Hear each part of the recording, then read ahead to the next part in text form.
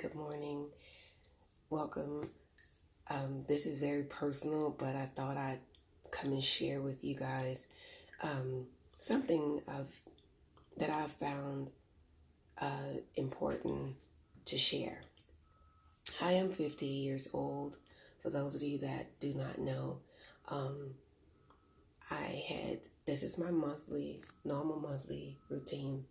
I have to use the tampons, the number 4 pads, the overnights, and these are my ultra thin for like in between before my cycle actually come on. My cycle usually lasts me now these days 12 days, and I have 2 heavy days, and I am so tired of using these particular products. And last month I found out about the Diva cup, which is right here. I got I believe it's the number 2 for over 30 and had children. So I decided to try the Diva cup. Today is day 1, and if it works for me, like I have 2 heavy days normally, and on those heavy days there's also clots. So I'm hoping that. Hey guys, it's your girl Show Enough, and as usual I'm gonna keep it real with you. As you can see in the beginning of the video, I have my Diva cup, and so I used it, which took 3 tries to fit it correctly. And the 3rd time I finally got it, because I took it out, it was about that much blood in there. Then the 2nd time it was about that much blood, and then this time when I actually fitted it in correctly, it filled all the way to the top, like above the line, and I only had it in 2 hours. I am concerned because that's a lot of blood, and so I can't say that my pads and tampons wasn't accurate because I lose a lot of blood. So I'm not going to say at this time that the Diva cup isn't for me. I just know that I need to speak with my physician because that's a lot of blood. And I read somewhere that said that if you lose a lot of blood like that, perhaps that's not normal. So I'm going to speak to my doctor, who I just saw on the 29th. And just to share with you, my cycle came on, I really don't remember what day of last month, but it lasted for 12 days. Like, that was a long time. And then the 29th, it was already, that's when I saw my doctor. And then it's back on again. And today is just, the 9th? So I didn't even have but 10 days in between when my cycle, when I put in the period tracker, when it went off, it said I had 10 days left before my cycle was going to come on. It was accurate. So when I spoke to my doctor, she didn't give me a whole lot of information. She didn't say anything about birth control. She didn't say we need to invest a little bit more and see what's going on with you. She just said, maybe you're getting ready to go through menopause. So I think I'm going to change my doctor. Anyway, so that's what I wanted to say. And I'm going to come back and share with you, like, it was 12:33. I'm going to let it fill one more time and just see how much blood it is. And I don't know if I should show it, but it was full, like really full. But I do know this, there is no smell to it, and it wasn't like gross like it is how it looks on a pad. But I'm concerned because I was gonna go out and work out. I ain't going nowhere.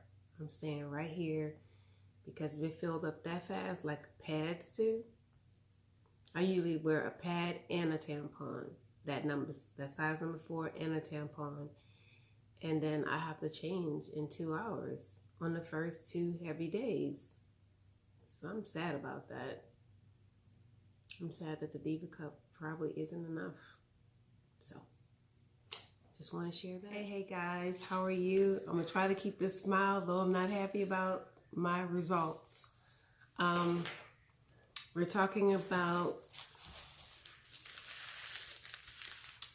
the cup versus all of this. This morning, this is what I showed you guys. I have to wear this, use that, blah, blah, blah. That's a lot of money. I should be able to throw all that away and just use this. That's what I heard. So let me first tell you how I was introduced to the cup. I was visiting with a friend and I had to go to the bathroom quite frequently.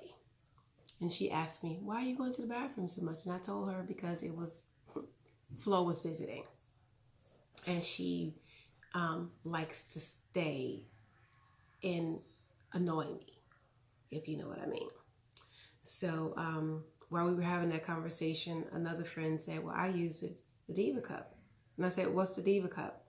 And she explained that it was a menstrual cup that actually keeps the flow in, and all she needed to use, have along with that was a panty shell liner. Well, I was excited and ecstatic to find more out, about this cup. So I went online and I looked at all the YouTube videos, every single YouTube video. I looked up articles. I really was impressed. I was persuaded that this was going to help me. What got me to believe that it was going to help me is because some were saying that the tampons and pads seem like it holds more blood or look like it's more blood than it actually is. And that was very convincing. I was like, well, okay. And then they were saying, well, I only use, get this much blood and I can go all day and go to the, out in the public and just, come back home and change.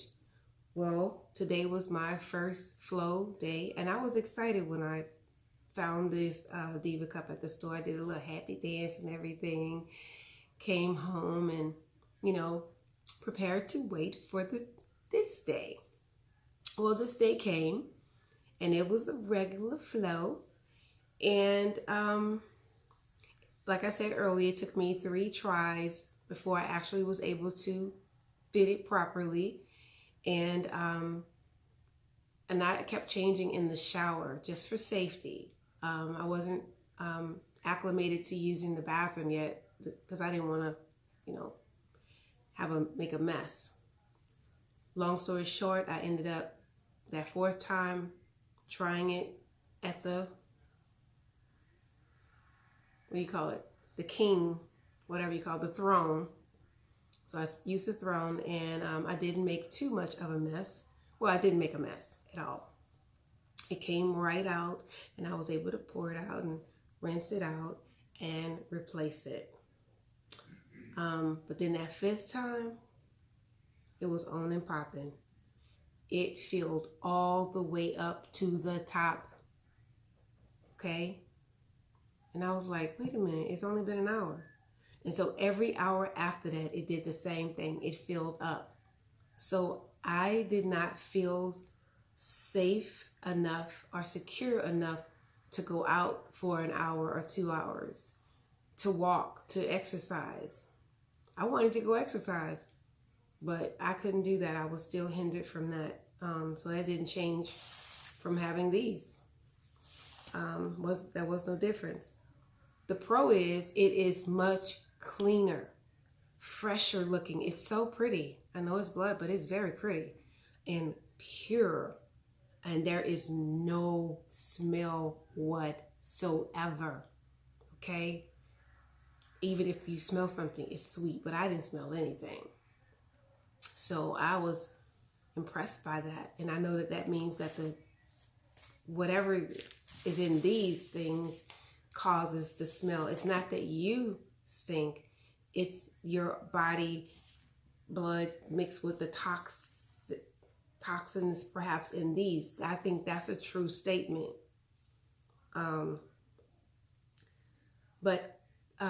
So having the Diva cup, when it fills up, it does come down a little bit in the fallopian tube. It starts to come down a little bit because it's heavy, right?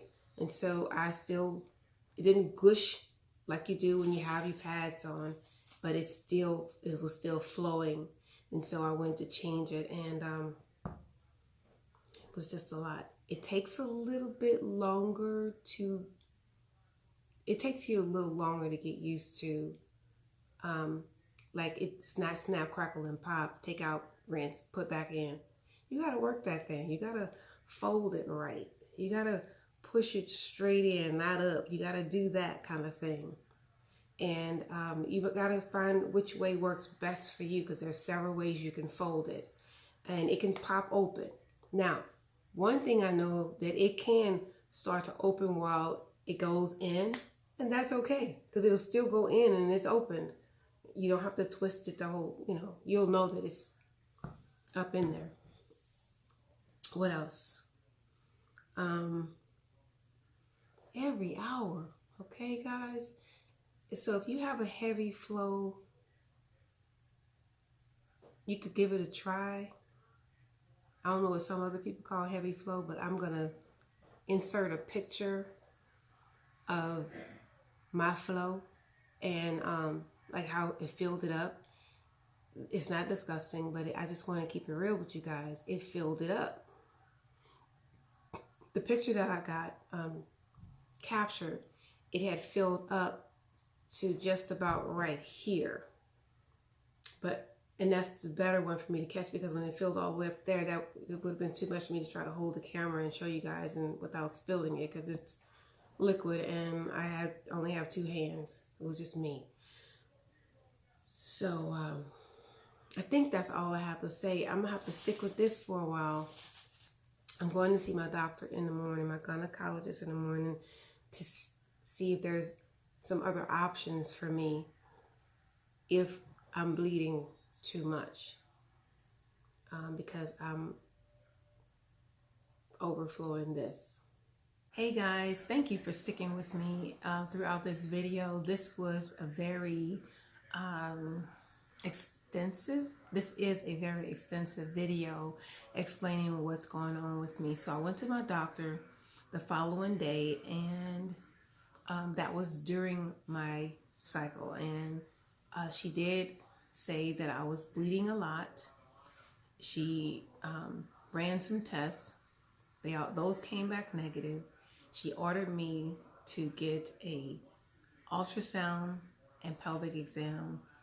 Also, she ordered me to get some blood work. I haven't did the blood work yet, but the ultrasound showed that my fibroids have grown. Now, in 2016, when she did the first one, they were very small, they was benign. Now they're the size of a dollar quarter, the dollar coin. That's right, the dollar coin. And one of them is leaning on my lining, which is causing me to bleed excessively, and also have longer periods. It also answered the question why I have back pain, and why the cramps come way before my cycle actually come on.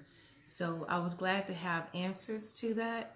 So now I'm looking to alternatives to shrink those fibroids. And guys, hey, there's a lot going on with those fibroids. They affect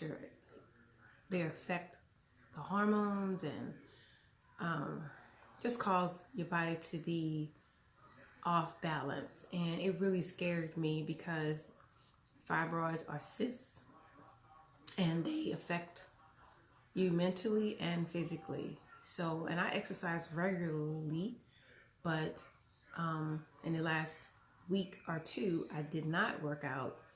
And yesterday I went to sit down and check my blood pressure, and it was up to 163. My blood pressure has never been over 135, and I'm wondering, did this fibroid diagnosis, did that have anything to do with me being stressed and causing my blood pressure to go up? I don't know. But anyway, so because I've been looking for alternatives, I found one video, and the title of this video is called How to Shrink Fibroids Naturally. Fibroids Naturally. So in my next video, that's what I will be sharing with you guys, is that juice. And I'm going to tell you guys if it worked for me. The reason I chose to do this naturally is because there's so many natural ways you can shrink the fibroids. And I know that my doctor's going to follow up with me and tell me the results of those fibroids that were seen on the ultrasound. I would like to make sure that I've done all of my own personal research to see if I could get them to shrink naturally versus having to take birth control pills or get a hysterectomy. Like, there is partial hysterectomies, which seems the better part of valor if I just get just look that up if you want. But your ovaries are not taken out, but your uterus is taken out and the fibroids are gone. You still have, you don't have any period anymore, but you're normal. And you also don't get hot flashes. And I learned that from a friend. So I'm going to be doing this juice and see if it could help me at all. So that's what I found out. So if you're interested in my journey, please check me out in the next video. Thank you for watching and sticking with me throughout this video. This was kind of hard. This was a hard subject, but you never know who you can help with your story. So I wanted to share my story with other people. I don't see like thousands of videos on fibroids. I see some videos on fibroids. But I know that it's common in the Black culture, and it can affect you in many ways. So I did go out and get the recipe for this juice. I'm going to try it, and that's my next video. So if you're interested, please do check that video out. Thank you for watching. Don't forget to hit that like button, subscribe, leave a comment down below if you have any questions that I can answer. I'll be glad to answer them. And I'm just going to keep it real with you. This was scary. It wasn't, it's a scary thing, but I have faith. I believe God is going to bring me through. Oh, I also watched a video with Priscilla Schreier and Jesse Thompson. They spoke, Jesse Thompson had 10 surgeries within 10 years. And so she ended up having a baby, but she went through a lot of stuff. And she really gave me some good pointers.